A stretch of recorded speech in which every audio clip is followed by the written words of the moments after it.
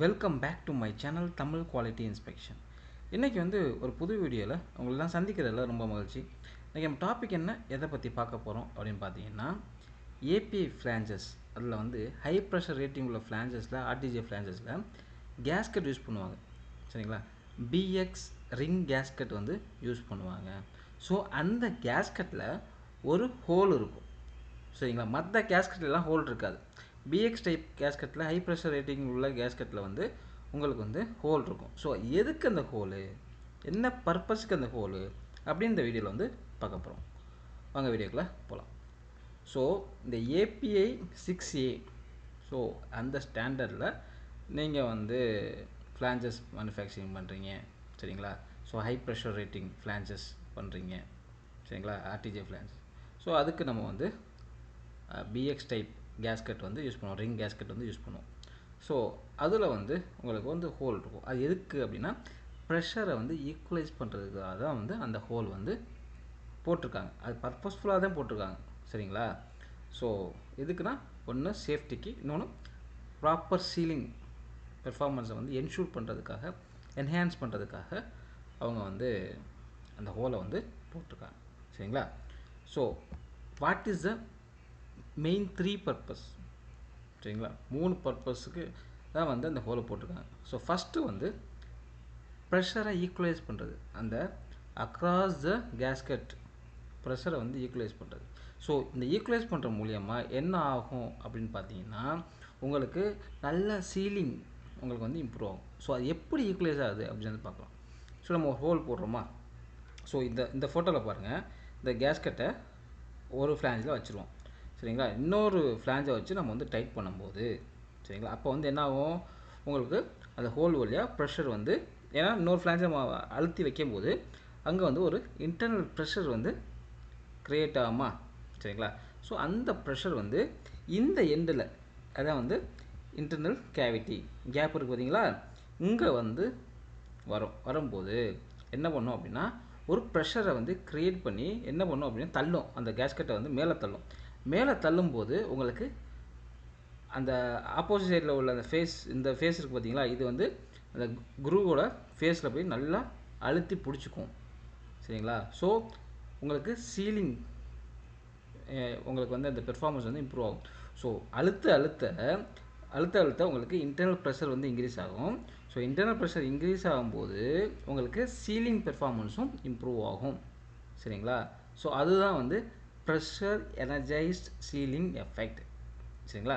Pressure energise பண்ணி increase பண்ணி உங்களுக்கு சீலிங் எஃபெக்டை இம்ப்ரூவ் பண்ணுறது. சரிங்களா? இது எதனால் வருது? இந்த ஹோல் இருக்கிறதுனால தான் வருது. ஏன்னா உங்களுக்கு ப்ரெஷரை ஈக்குவலைஸ் பண்ணுறோம். சரிங்களா? ஈக்குவலைஸ் பண்ணுறதுனால தான் வந்து, ஏன்னா இங்கிட்ட எவ்வளோ ப்ரெஷர் இருக்கோ அதே ப்ரெஷர் தான் வந்து அந்த பக்கமும் இருக்கும். ஓகேங்களா? ஸோ அங்கே அழுத்தும் போது உங்களுக்கு வந்து ஆப்போசிட்டில் வந்து நீங்கள் பார்த்தீங்கன்னா நல்ல சீலிங் எஃபெக்ட் வந்து கிடைக்கும். இது ஃபஸ்ட்டு. ரெண்டாவது பார்த்தீங்கன்னா, ப்ரிவெண்ட் ப்ரெஷர் ட்ராப்பிங். இதுவே கேஸ்கட்டில் ஹோலே போடாமல் நீங்கள் வந்து ஃபிக்ஸ் பண்ணுறீங்க.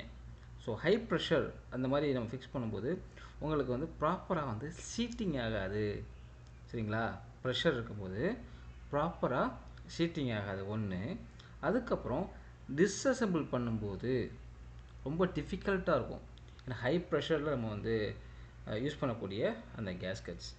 ஸோ டிஸ்மேண்டில் பண்ணும்போது கொஞ்சம் ப்ராப்ளமாக இருக்கும், கொஞ்சம் டிஃபிகல்ட்டாக இருக்கும். நல்லா டைட்டாக இருக்கனால அவங்களுக்கு டிஃபிகல்ட்டாக இருக்கும். இதுவே வந்து ஹோல் இருந்துச்சு அப்படின்னா உங்களுக்கு அது வழியாக ப்ரெஷர் வந்து வெளியில் வரும்.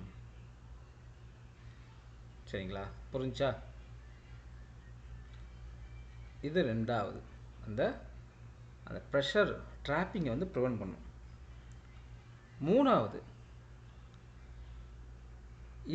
இது வந்து ஹை ப்ரெஷர் சீலிங்க்கு யூஸ் பண்ணுறோம். So it improves the ceiling at high pressure. இந்த பிஎக்ஸ் கேஸ்கட் வந்து அப்படி தான் வந்து டிசைன் பண்ணியிருக்காங்க. சரிங்களா? ஓகே, புரிஞ்சா?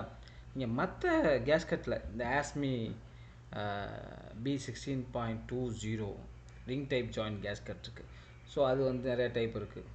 ஓவல், ஆக்டகனல், ஆர்எக்ஸ் இதில் வந்து உங்களுக்கு வந்து தேவையில்லை. இந்த ப்ரெஷர் ஈக்குவேஷன் ஹோல் வந்து இதுக்கு தேவையில்லை. பட் ஏன் வந்து ஏபிஐ ஃப்ளான்ஸ் அந்த ஹை ப்ரெஷர் ரேட்டிங் உள்ள ஃப்ளான்ஸுக்கு தேவைன்னா அதோட டிசைன் அப்படி. அதே மாதிரி ஹை ப்ரெஷரில் யூஸ் பண்ணுறோம். சரிங்களா? ஓகே, புரிஞ்சா? இதுதான் வந்து இந்த கேஸ்கெட்டில் ஹோல் போடக்கூடிய காரணங்கள். ஓகேங்களா? புரிஞ்சா? இன்னொன்று இந்த ஆஸ்மி ரிங் கேஸ்கெட் இருக்குது பார்த்தீங்களா? ஸோ அதுக்கும் இந்த ஏபிஐ ஃப்ளான்ஸ் இருக்குது பார்த்தீங்களா? அதில் யூஸ் பண்ணக்கூடிய அந்த பிஎக்ஸ் கேஸ்கெட்டுக்கும் ஒரு டிஃப்ரென்ஸ் இருக்குது. ஸோ அது வந்து நீங்கள் ஆஸ்மி ரிங் ஜாயின் கேஸ்கெட் இருக்குது பார்த்தீங்களா? அது மெட்டல் டு மெட்டல் கம்ப்ரெஷன். இது வந்து உங்களுக்கு ப்ரெஷர் எனர்ஜைஸ்ட் சீலிங் கான்செப்ட் வச்சு டிசைன் பண்ணியிருக்காங்க. ஓகேங்களா? புரிஞ்சா? அது வந்து மெட்டல் டு மெட்டல் கம்ப்ரஸ் ஆகி உங்களுக்கு குட் சீலண்ட் கிடைக்கும். இது ப்ரெஷர் எனர்ஜைஸ்ட் சீலிங் வந்து அந்த கான்செப்டில் வந்து நம்மளுக்கு வந்து யூஸ் பண்ணுறாங்க. ஓகே, புரிஞ்சா? ஸோ ஆஸ்மி அந்த அந்த அதில் யூஸ் பண்ணக்கூடிய ஆர்டிஜே ஃப்ளான்ஸில் யூஸ் பண்ணக்கூடிய அந்த கேஸ்கெட் வந்து ஹோல் இருக்காது. பட் இதில் வந்து ஹோல் வந்து இருக்கும் ஃபார் ஈக்குவலைசிங் பர்பஸ். ப்ரெஷரை வந்து ஈக்குவலைஸ் பண்ணுறதுக்காக. ஓகே, புரிஞ்சா? ஐ திங்க் இந்த வீடியோ வந்து உங்களுக்கு பிடிச்சுன்னு நினைக்கிறேன். பிடிச்சிருந்தா லைக் பண்ணுங்கள், ஷேர் பண்ணுங்கள், கமெண்ட் பண்ணுங்கள். அடுத்த ஒரு நல்ல டாபிக் வந்து உங்களை சந்திக்கிறேன். Until bye bye, take care, see you, bye.